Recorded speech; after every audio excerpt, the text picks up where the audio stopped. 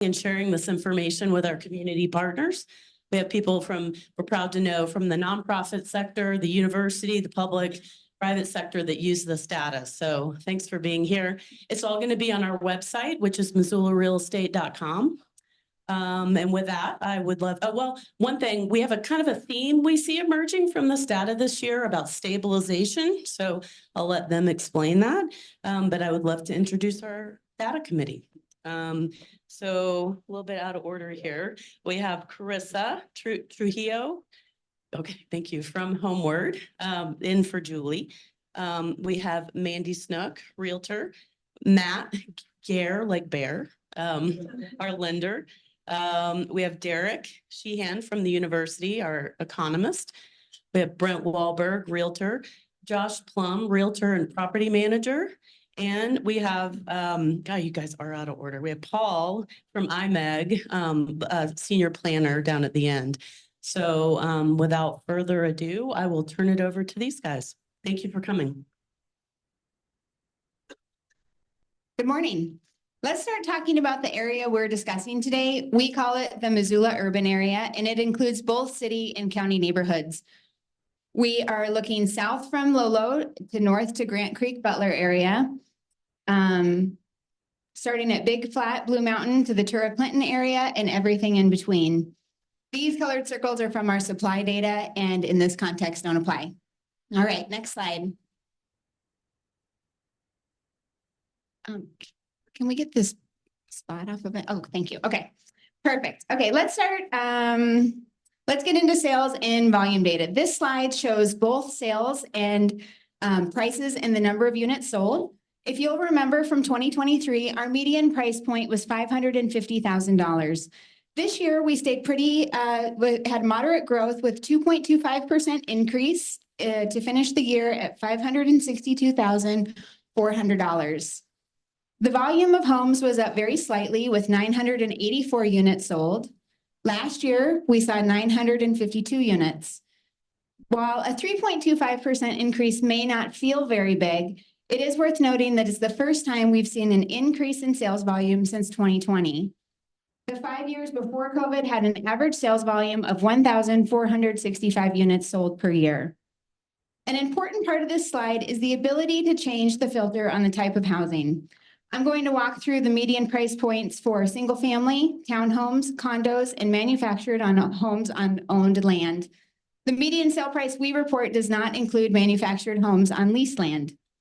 So we can select single family homes, which is $600,000 for 2024. Townhomes are at $469,900. Condos, $365,000. And lastly, manufactured homes on owned land were at $379,000. Next slide, please.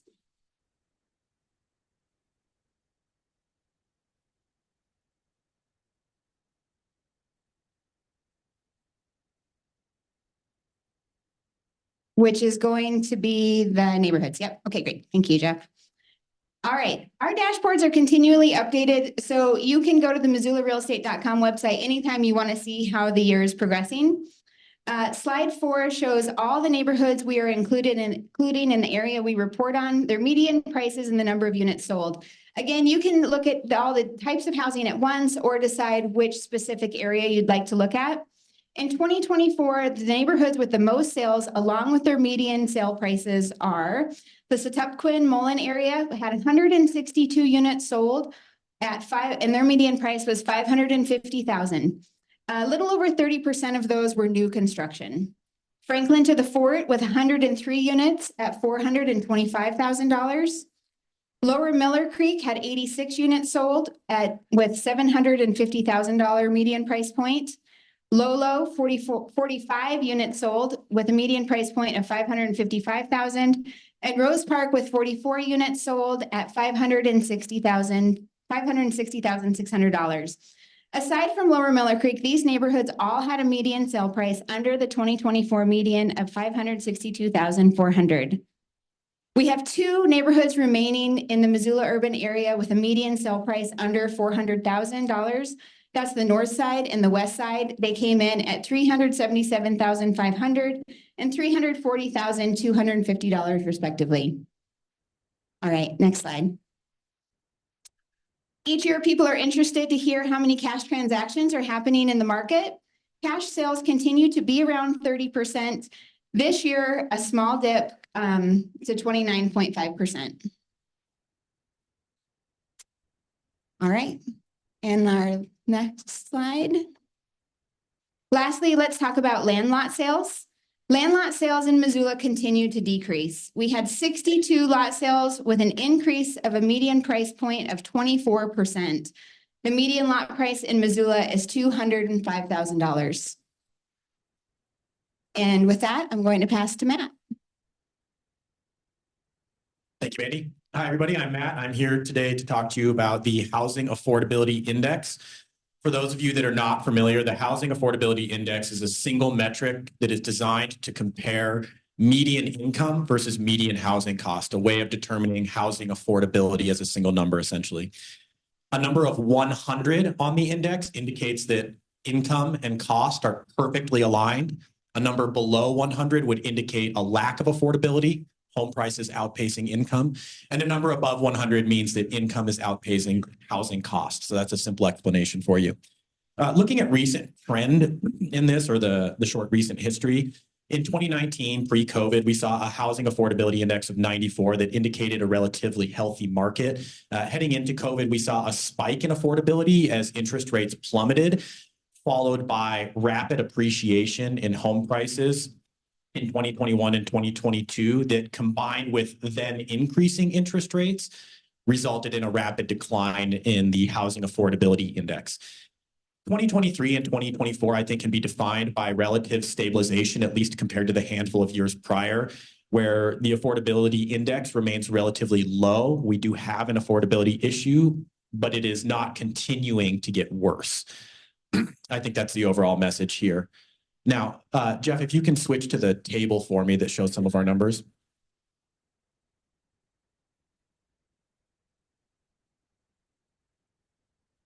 A few key points that I want to highlight. So looking from 2023 to 2024, we do see that the HAI, the Housing Affordability Index, did decline. In our scenario with 5% down, that number went from 61 to 52. And for those with 20% down, it went from 74 to 62.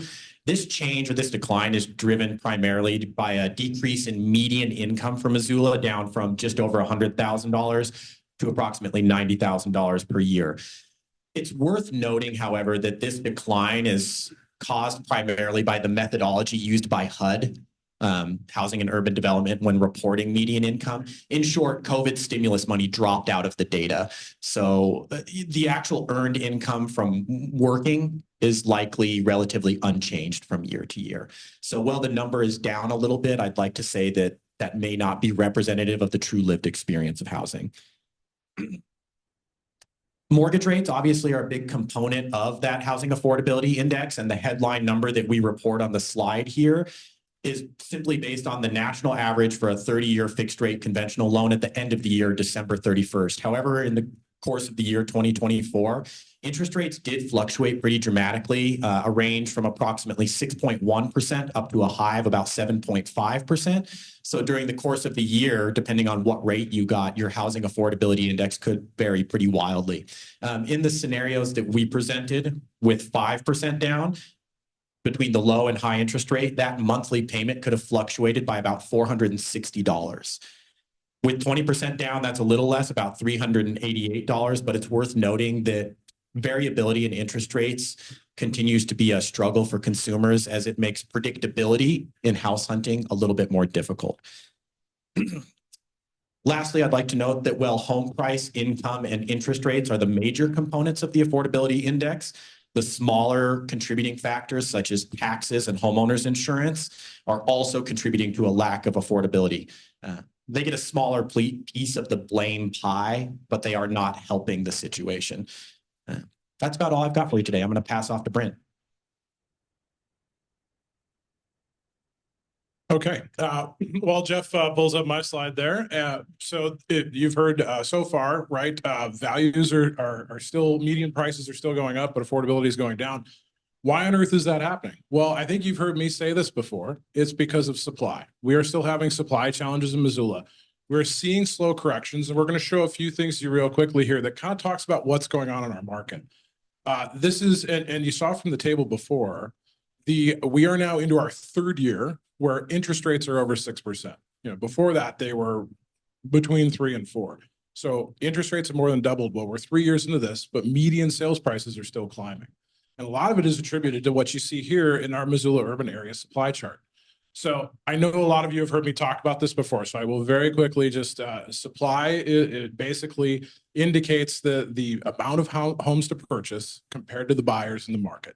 If you're in an undersupply, it usually leads to bidding wars, maximum price, over asking, or homes just attaining a sales price as high as possible.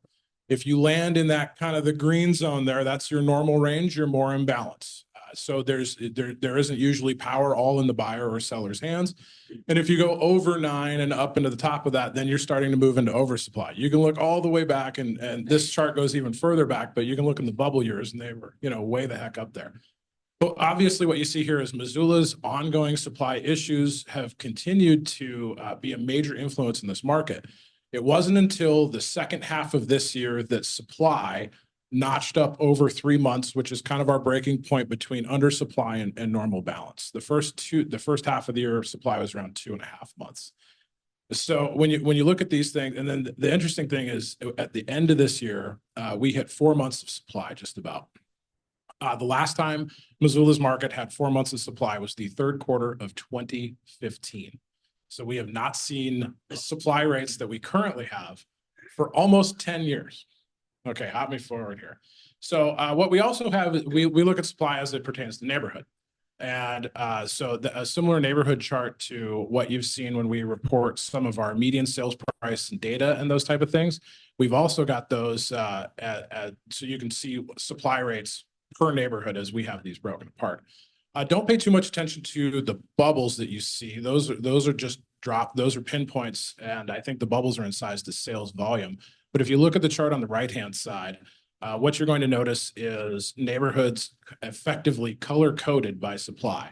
If it's red, it's undersupply. If it's green, it's balance. And if it's yellow, it's an oversupply. So obviously what we see here is we still have 13 of our 27 neighborhoods that we report on are in a undersupply situation. And no big surprise, of those 13, 8 of those neighborhoods all are under our market median price. The demand, the need for housing under our median price is driving these low supply rates in these neighborhoods because it's affordability. It's people are trying to find houses in those markets, and it's very challenging. We've got 11 in our normal range, and then we've got only just 2 neighborhoods in oversupply areas. All right, I think we got one more with me. And this one is this chart. You've seen this from us before. This is our hypothetical calculation of what's it going to take to get the market in balance. Because if we hit a balance portion of supply, it can lead to more opportunities for home buyers. Ongoing, I mean, we are balancing in price, but balancing in price at all points and more affordability and attainability. A couple just real fascinating things as you look at this. We break this apart by price point. We've done this for a few years now. Some areas, this is the interesting thing. Some areas, supply is actually in oversupply, $1 million plus. So if you're looking to buy $1 million home, good news. You can get a deal. Unfortunately, if you're looking to buy something more in kind of the middle point of Missoula's market, which is the broad range of 300,000 to 750,000, you can see our supply rates there are all effectively around 2 months of supply. It's in an undersupply. So this is our price point where the challenge and the need is quite strong. The other big observation that you grab from this is housing under 300,000 is virtually vanished from our market. Just 34 sales last year. I mean, you can look at the supply rates and say, okay, it's imbalanced or it just doesn't exist. But you look at that, there's just not housing at that price point anymore. It simply almost does not exist in our market. So what we calculate here is how many houses does our Missoula's market need to hit a perfect balance? And you can see there on the chart that we're short 226 houses. But if you look at kind of that center cut, that 300,000 to 750, you add that up, it needs 269 houses listed in that window. So if we're looking to add supply and add housing to meet buyer need, those are the price points where the need is. And I do believe that's my part. Paul, you're up, buddy. Thanks, Brent. Paul Forsting. I'm a senior planner at IMEG here in Missoula. One thing we do at IMEG is we specialize in subdivisions. So let's talk about how we replenish the supply here in Missoula. When we think about subdivisions, there's two distinct phases to a subdivision that we should talk about. There's the preliminary plat phase and the final plat phase. And first thing we're going to talk about here is the preliminary plat phase. And that's the phase that most of you are probably aware of because it's the public outward facing part of the phase. That's where we have neighborhood meetings. That's where the project goes in front of the city council or the county commissioners. It's picked up by the media. It's where we're most familiar about a project. That's where we seek the approval of the project. And last year there was 10 subdivisions in the city and county combined. Coincidentally, that was the same number of subdivisions that was approved in 2023. And there was, in the city of Missoula, we had 793 residential lots approved. That was an increase of more than 109 more lots. In the county, we had 229 lots. And that's reflective on the bottom chart there, or graph, excuse me. And combined, we had 1,022 residential lots approved. And that was an increase of 326 more lots than we had approved in 2023. And if we look at the graph, we span back 10 years. This is the most lots we've had approved in a 10-year period here, which is great. That's more residential lots we've had approved in the reporting period that we see here. It's not the most number of subdivisions that we've had approved, but a subdivision can range from 2 lots to 1,000 lots. So that's good. We've seen an increase in the number of subdivision lots being approved, which in a number of years, those will result in actual building permits. On to the next slide. So the second half of a subdivision is the actual filing of the final plat. And the filing of a final plat requires you to satisfy your conditions of approval. And the major component of filing your final plat is actually designing, engineering, and installing your infrastructure. And that can take several years. And so even though a subdivision was approved, say in 2023, we don't necessarily expect, or we shouldn't anticipate that subdivision is going to get filed the next year. It often takes several years to get filed. So in 2024, we had in the city of Missoula, we had 187 residential lots filed. That was an increase of 107 lots from 2023. In the county, we had 112 residential lots filed. And that was 52 more residential lots than were filed in 2023.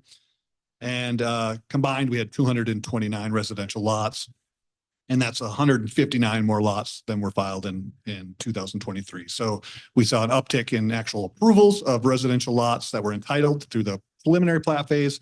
And then we saw an uptick in actual filed lots that were through the final platting phase. So that's good from both an entitlement phase and then what we can actually see from building permitting, which is good. Next slide, Jeff. And then I'm going to start by talking at the bottom, the townhouse exemption developments. This is what we're referred to as TEDs. We have a relatively low number, even though we saw an increase in 2024, we saw 47 TED units approved in the city of Missoula. That was an increase from 26 in 2023. That's a relatively low number of permitted units. Those are you can only do a TED in rare instances. There's relatively small projects. And in the county, we saw 0, and we haven't seen a TED since 2018. And that's because they're really select areas where you can do a TED in the county. And so we didn't see any last year in the county at all. Now we'll talk about building permits on the top. And in the city of Missoula, we had 599 residential building permits issued. 200 of those were single family homes. 21 were duplex units and 378 were multifamily units. That was an increase of 192 more residential building permits than 2023. In the county, we saw 228 residential building permits. 143 of those were single family, 25 were duplex, and 60 were multifamily. And that was an increase of 32 more residential building permits. If we look at the graph there, you can see that the county's numbers stay relatively. We build about the same number of units in the county every year. If pretty flat, even though we did 32 more, doesn't really show up because we're pretty flat there. And in the city, it goes up and down quite a bit. That's where we see our change in the number of, it varies quite a bit in the city. So if we're thinking about where can we get more units and where does our variability occur, it happens in the city. And at this point, I wanted to kind of bring up, we had an interesting thing when we talking about building permits and our housing stock.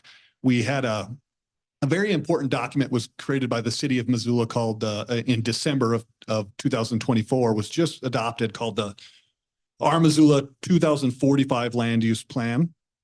And this is a guiding document for our land use, our zoning, our subdivision regulations.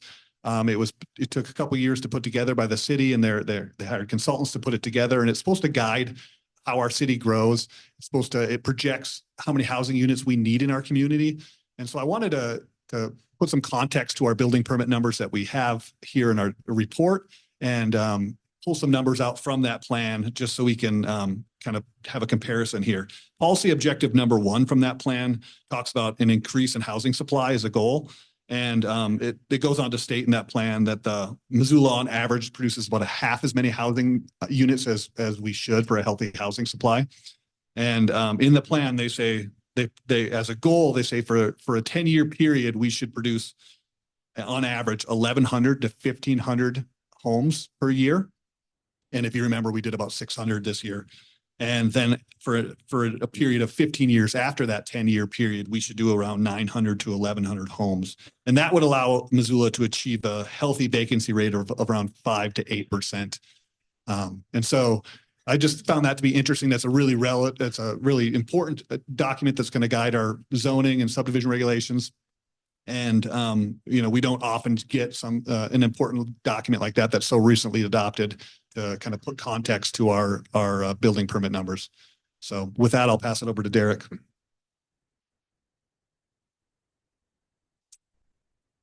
So my name is Derek Sheehan. I'm an economist. So depending on your perspective, I may actually have good news. Montana's overall net migration has returned to normal. That means still positive and high, but nothing like we saw during the pandemic. Again, still positive, but nothing like the surge that we saw. People are really feeling the barriers to moving. That includes the rising mortgage costs, rents, insurance, and property taxes. And for places like Missoula, where affordability is an increasing challenge, this appears to be impacting migration trends. So as the historically hot markets, Missoula, Bozeman, and now Kalispell and Whitefish are seeing less migration over the last couple of years. Housing costs are shifting where people are choosing to go. So as a result, we're starting to see a little more demand spill into areas like Helena, Billings, and Great Falls. In fact, Great Falls will have 3 consecutive years of in-migration.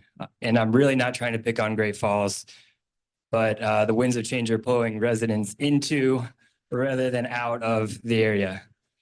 Either way, the shift is worth noting. So people might be sorting into and within the state, but they aren't leaving.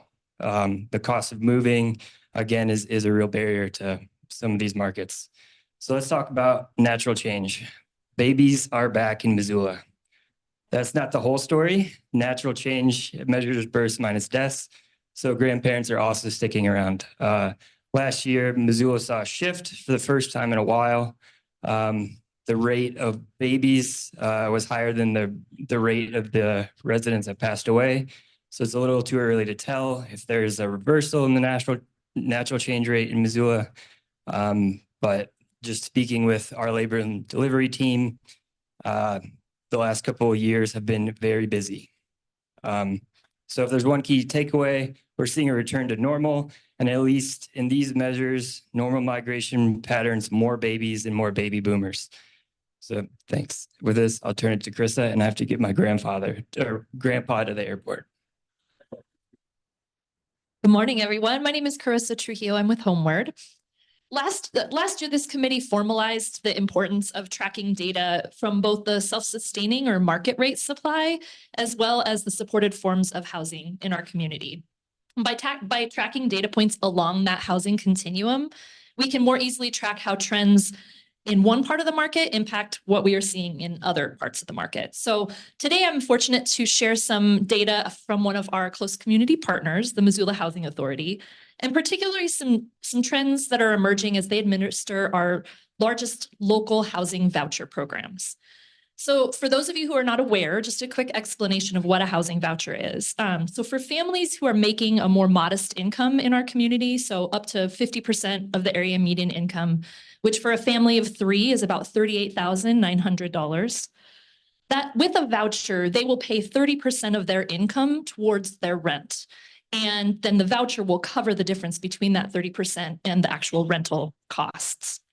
So there are long wait lists for the vouchers, which we'll discuss. But once a person comes up next on the voucher to receive a voucher, then they have a certain amount of time, a limited amount of time, to then go find a rental that will accept their voucher. And historically, around 75%, we had about a 75% success rate. Starting in about 2020, we saw those success rates starting to drop pretty dramatically, even when the Housing Authority was able to extend that search time. The trend continues with the 2024 success rate sitting at about 50%. And so only 50% of folks who are able to get a voucher are able to find a rental to actually use that voucher. There are 2 large contributing factors to this. And the first one is there's a mismatch in the maximum amount that a rental voucher will pay. And those are standards that are set by HUD. So there's only so much a voucher can pay.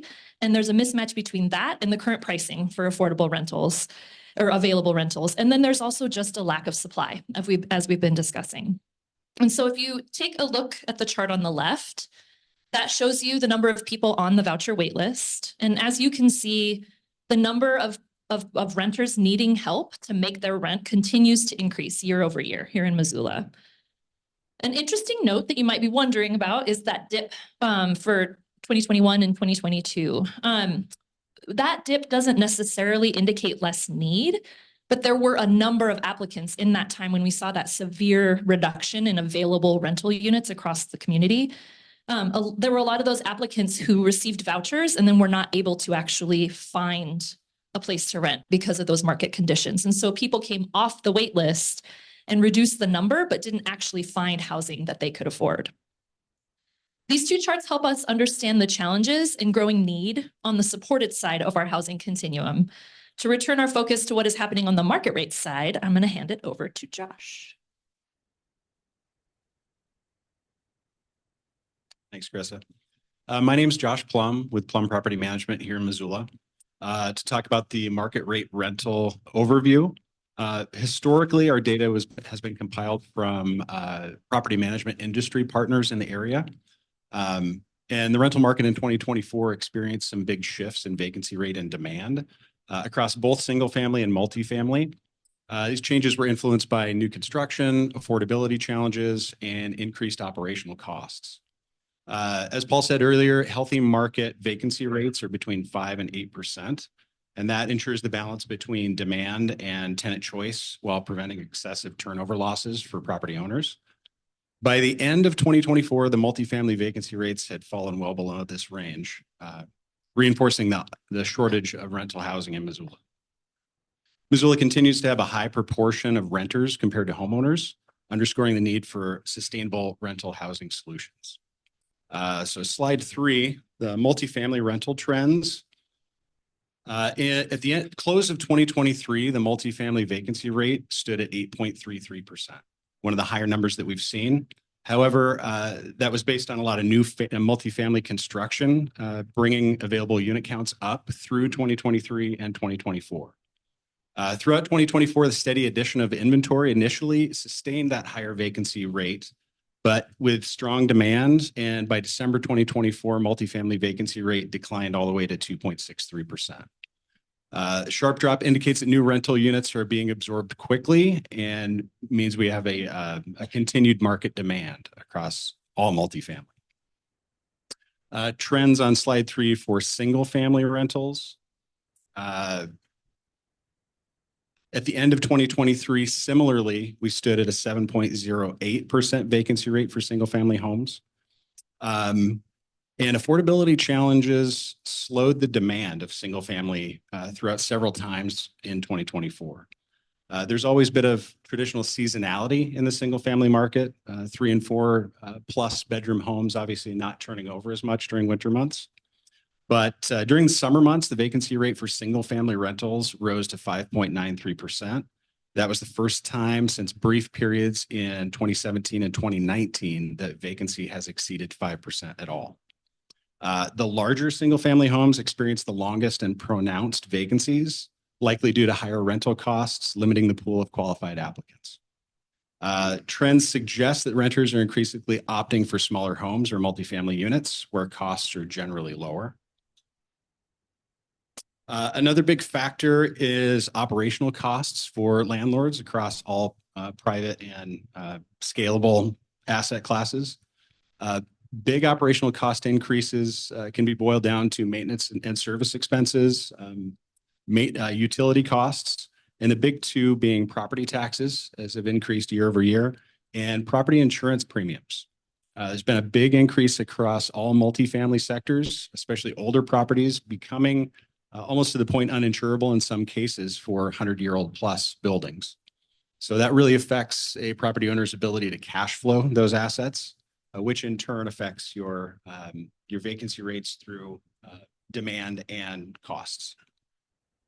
Labor shortages have contributed to higher costs for routine upkeep and repairs.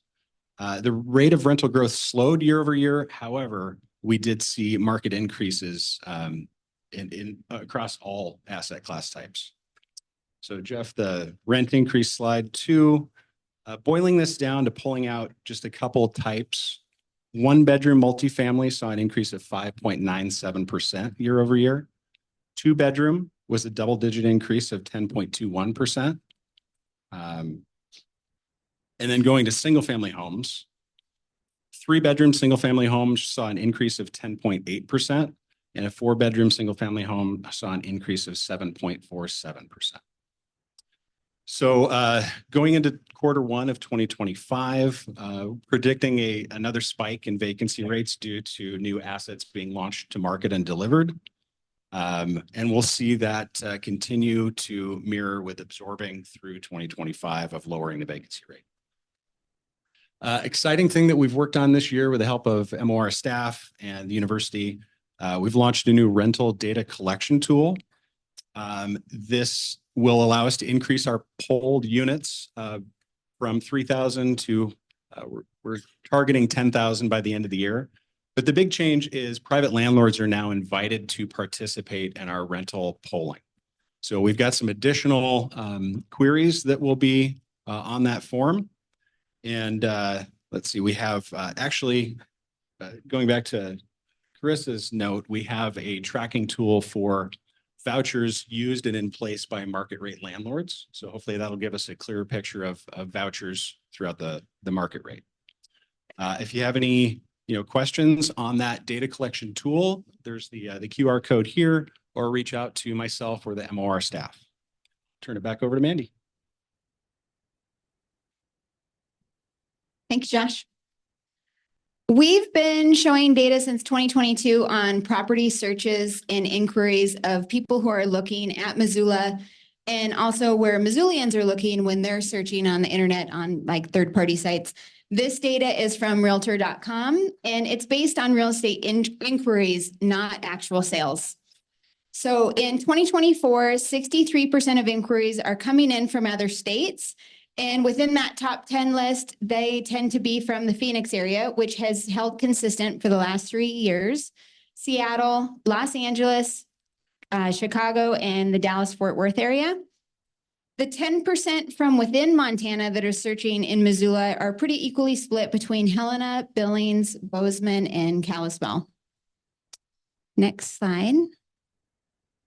In 2020, and when Missoulians leave, the top 10 searches they are making are to other counties within Montana, with Ravalli County continuing to be the most popular. Must be those Como Trails. Okay, and with that, so as today's panel illustrates, Missoula is a community where a network of strategic partners collaborate to provide a comprehensive housing report. Through these collective efforts, our goal is to highlight housing trends and challenges across the housing continuum. helping people secure and maintain housing, expanding opportunities in supportive and non-market rate housing, and fostering conversations about market rate housing supply. In 2024, Missoula's housing market demonstrated resiliency by maintaining value despite nearly 3 years of interest rates that are nearly double what we saw during the pandemic. Home sales increased this year, and property values saw small but modest growth. While this stability benefits homeowners by preserving home equity, it also prevents challenges for buyers. Supply remains limited at the most accessible price points, and as the Housing Affordability Index reflects, higher interest rates continue to make homeownership a challenge for many. While segments of the market are stabilizing, access to housing remains difficult for a significant portion of our community. As Sheena mentioned, the data we continually collect is intended to support our strategic partners, including the introduction of our new rental tool. We recognize that timely, comprehensive housing data is a crucial foundation for meaningful discussions and innovative solutions. We are proud to continue providing these insights within our report. And with that, I'm going to pass to Jim Bashand, our CEO for Missoula Organization of Realtors, to do question and answer. All right, it's Q&A time. For folks that are on Zoom, if you would just put your questions in chat and we'll read them through chat, greatly appreciate it. If you're in the room, just raise your hand and we have a couple mic runners who will run the mics around and then we'll figure out who best to address it to. And we got one right here, Mr. Schroeder, if you would take that. Please let us hold the mics.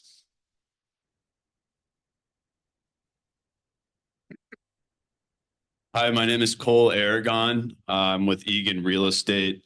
I don't know if there's anybody in here on the tax appeal board.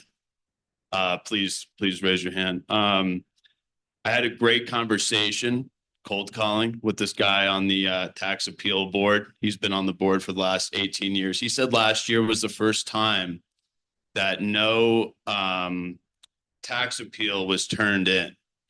I don't know if anybody could speak on that or why that would be, but it's either, I thought that was kind of convenient. That came to my mind when it was said that the vouchers decreased. Question in there, Cole?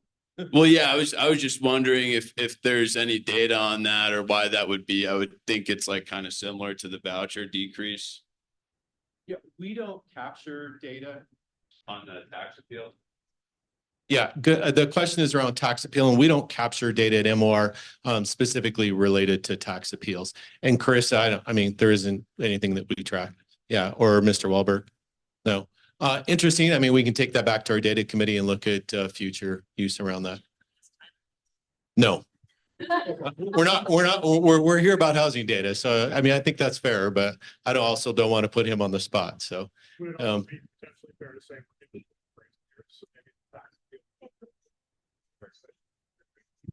that we might be in between appraisal years on tax appeals. So people are going to be getting new assessments this year. So there'll probably be appeals next year, most likely. That could be part of it. Jason up front here. And while we're going to that one, we have one online. Paul, this is for you. So you get to read that. All right. Is the increase in final plats permitting attributable to any large-scale subdivisions or single projects as in previous years, or spread out among multiple projects of this last year? Well, final plats are from projects that are from several years ago, and I don't think it's, I think it's from several projects from years ago. So no, I don't think it's from a single project that was approved 2 or 3 or 4 years ago. I think it's, and I don't have a list of the projects that were filed. So I would say it's from several projects that have been in the works, but it's reflective of a desire to bring more houses, more interest in bringing investing money in projects and bringing lots to market. So. My question, oops, sorry. My question's for Paul. I'm Shannon Hilliard at Inc. Realty Group. I have a client who wants to subdivide her property. She wants to do a lot line relocation, but current zoning regulations don't allow it because of the minimum lot size requirement. And she was told, ask us again in May. Can you tell us more about that, or is that on the down low? Well, I would say, Yeah, I would say that the city is optimistic that they're going to have new codes by May. They're going to have a draft in April, which is really exciting because usually code reform can take a year or longer. So we should all be looking forward to seeing new subdivision and zoning codes this spring and summer. Yeah.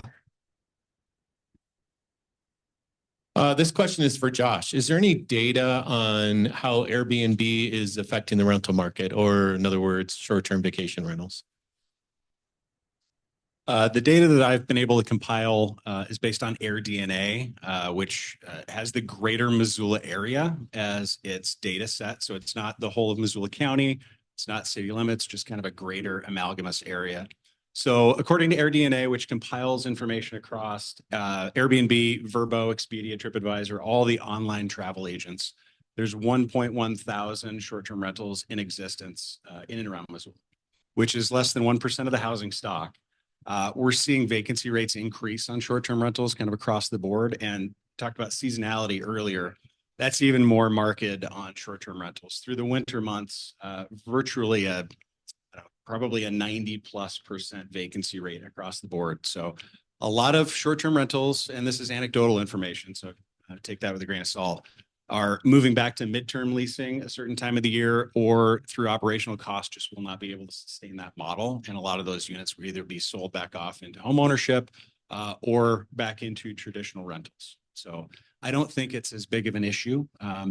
The city does now require your licensing permits to be entered into the short-term rental OTAs, the online travel agents. So there is a push by the city to restrict and weed out those people that are not operating appropriately with permits. Go back into the room. Yeah, sorry. It's really loud back here with the air conditioning or heat or whatever it is. Just to follow up on the rental vacancy, it was hard to see the different colors in the graph because I'm sitting in the back, but my assumption is, and I think you referenced this, but I wanted you to just talk about it a little bit more, is that seasonally in the summertime, we have a higher vacancy rate, which I assume since we're a college town, but could you just, what are those numbers looking like? Because winter, it sounds like we have a lower vacancy rate, but summer it's higher. And what are we averaging for the last couple of years? Pull that slide up, Jeff. Thanks. So great question. Unpacking that a little bit. Yeah, it's different across different asset class types. You know, your multifamily housing can be vacant in the wintertime and turn over quickly. Obviously, a 1 and 2 bedroom apartment is easier to fill through the winter months because it's a more nomadic renter population. However, the larger single family homes usually turn over in the summer months if they turn over at all. So the spike in vacancy rate this year is a little bit misleading because I think it's attributed to operational costs and turnover times as well as rental costs, right? So a longer turnover time, if it takes you, let's say 25 days to turn a unit instead of 7 days to turn a unit based on supply of materials and labor supply, that impacts the vacancy rate as well. So I'm not sure if that entirely answers your question, but if you go into the slide, you can segment by single family, multifamily, duplex units, and by the bedroom types as well. So you can kind of drill down a little bit further on each of those, both questions, vacancy rate and average rent costs across types.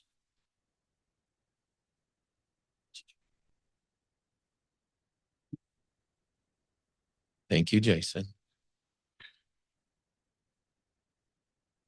Hi, Julie Lacey. You talked about the demand for Section 8.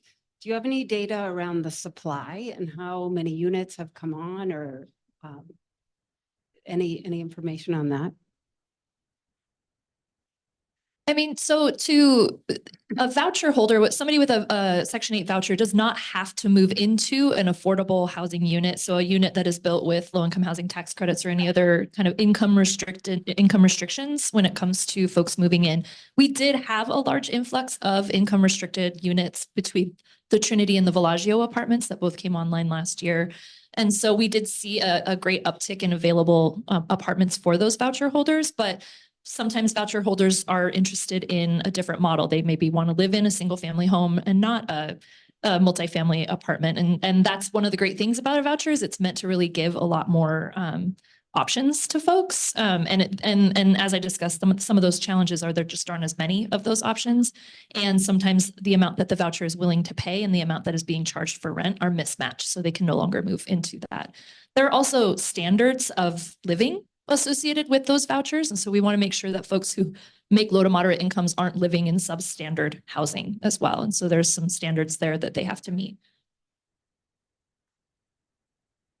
We're going to go to one online, Jason, and then we'll come back to the room. I think, Paul, this is for you. Can the data tell which new builds are greenfield development versus infill development? And then in the new land use plan that really focuses on inward and infill, which would be important data to track? Well, we don't have, I don't have any data on where the developments are per se. I can look at that. I can anecdotally look and see where subdivisions are approved based on, the city has a website and it shows you information on subdivisions that are proposed, which I do look at. But the comment there is not incorrect. It does, the city's plan is to focus inward. It is to put more homes in the city of Missoula, where there's existing infrastructure to focus inward and to have infill. So it's a valid point.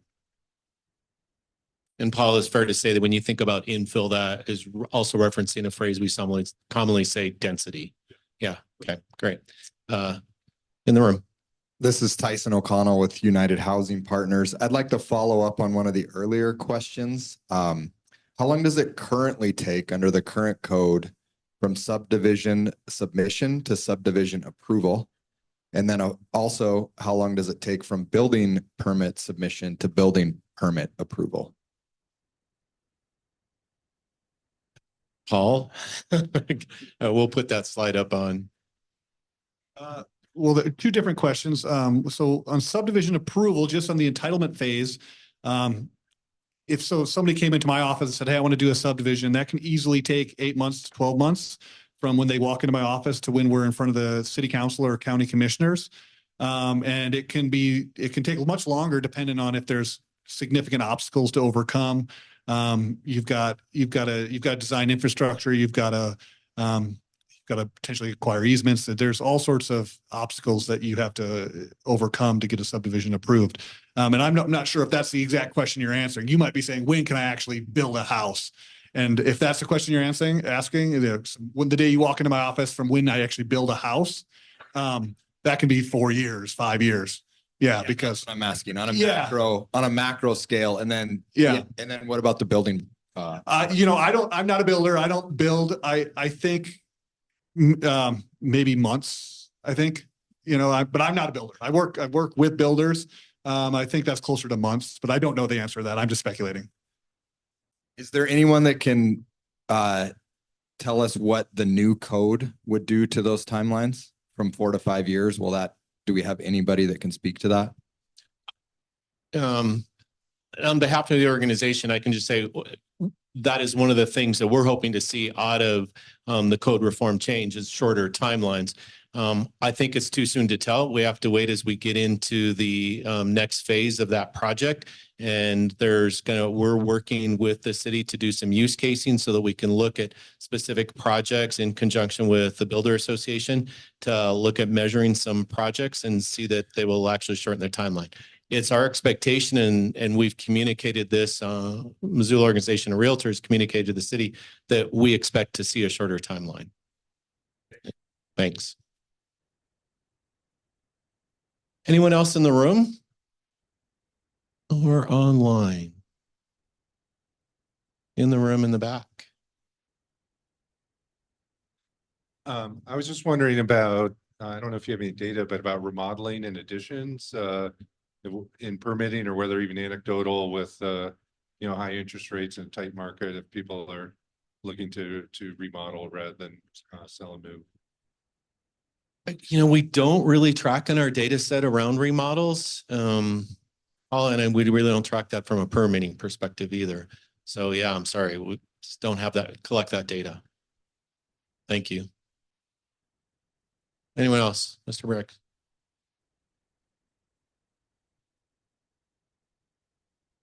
Oh, me always got a question. Oh, sorry. Well, that's great. I could use two, you know me. but I won't hang on to it. Brian, I'm curious, you talk, to go back to this neighborhood and sort of that supply and where we're at in those. Are we seeing any dramatic change in those trends? I mean, we've been talking about the larger 750 pluses for some time now.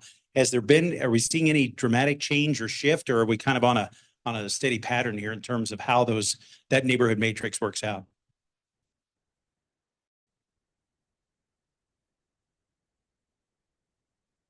Dennis, I think I would say the change that we are seeing is more neighborhoods are coming into balance, if you will.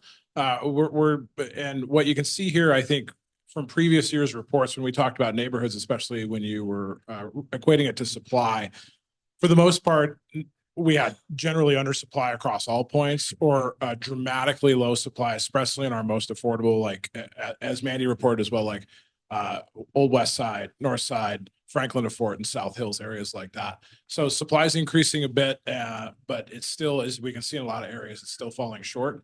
So a little bit more balance creeping in. Some other things trends wise that we've noticed has changed was when we were starting to hit more affordability challenges, especially in 22 and 23, we saw in some cases like Grant Creek and Miller Creek, Linda Vista area, places with more top dollar homes would see a lot more variation in supply. And it could be some signs of trends in the market where the move up buyer sell and move up into a higher price point is starting to influence more, because we're seeing a little bit more balance in supply in some of those points as well too.